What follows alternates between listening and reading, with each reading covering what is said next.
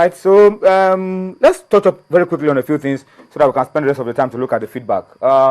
Today, the story just came out that John Mikel Obi could be on his way to Turkey to join Galatasaray. Actually, it was last week. It's been rumored that there's been speculation about Fenerbahce first. Then Galatasaray. Well, no doubt Galatasaray. He spent how many years in Chelsea? He has spent almost 6 years in Chelsea. More than 6 years in Chelsea. Close to 8 years. 8 seasons in Chelsea. So you feel it's time to move on? Yeah, he's already a champion of a Champions League, champion of a winner, European medal, League champion, FA Cup, EPL champion, Carling Cup. He's won everything in England. Nations Cup champion. So what else is? And Galatasaray are not make the money. They are not a small team. They're not a small team in Turkey. Yeah, they got to the crucial stages of the UEFA Champions League. I think the quarterfinals. And they did very well. So I think going to... And they are buying a lot of good players. And Turkey, the money there is big. The tax rebate also, is very attractive. It's very attractive. So when you get there, you play and you make a lot of money. And at this age, when you are thinking of retirement, particularly when bonuses from the NFF is being cut and there's a downward you have a new man who is saying you want to restructure the team. When he wants to bring in Alonso, he wants to bring in Kedira. A lot of those big players. And when those guys come, Mikel will be frozen out of the first. So that's just it. And of course, you want to ship out a player like Yuamata. And you know what it means when you want one of the best players last season. So this man should just look for a better way of getting it. I think Mikel is just applying wisdom. So Turkey, here I come. Yeah, absolutely. All right, so let's wait and see. Well, if Mikel will indeed go to Turkey or not, in the next couple of days, we'll find out. But today, the cat has been walking the street for a long time. The cat has been out of the bag for a very, very long time. But today, we were able to sight the cat. It's no longer secret, and it's about Manuel Pellegrini, officially been announced as the coach of Manchester City, 3-year deal. And what do you think about this? Well, a great coach. You cannot fault him. He's a top-class coach. After Roberto Mancini failed to land a trophy last season, they needed another coach to take them to the promised land. And this man is coming with a lot of pedigree.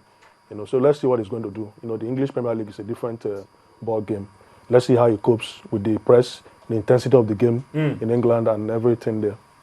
All right. My challenge with him is that he usually does well as a coach with smaller teams. Look at Villarreal in 2005, Malaga, but now it's big team. The only big team, I think, the biggest team, Real Madrid, he couldn't do very well in the first season. He got sacked. But I hope he turned that side.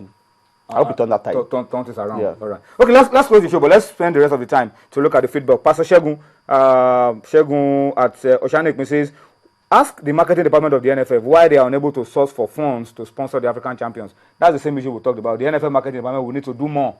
African champions should be better marketed and so that they can get more funds to avoid things like this. But even if they get more funds, I still think that the bonus we're paying these boys, $10,000 for a win, in all honesty, we should do it the proper way.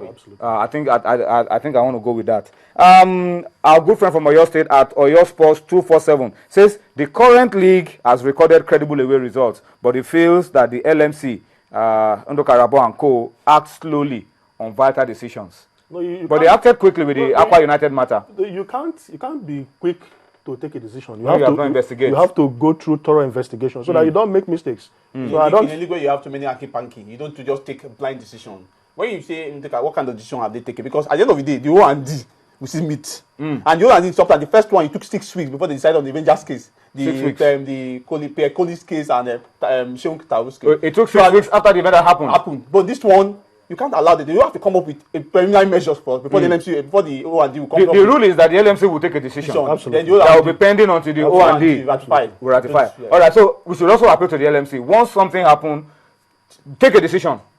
And then we wait, at least take it, as you said last week, history will record whatever decision you took decision. And then we'll wait even though later on, whatever they do, but that's taken the decision. But the one they took Aqua United too. But I think that particular place is not Rogeni.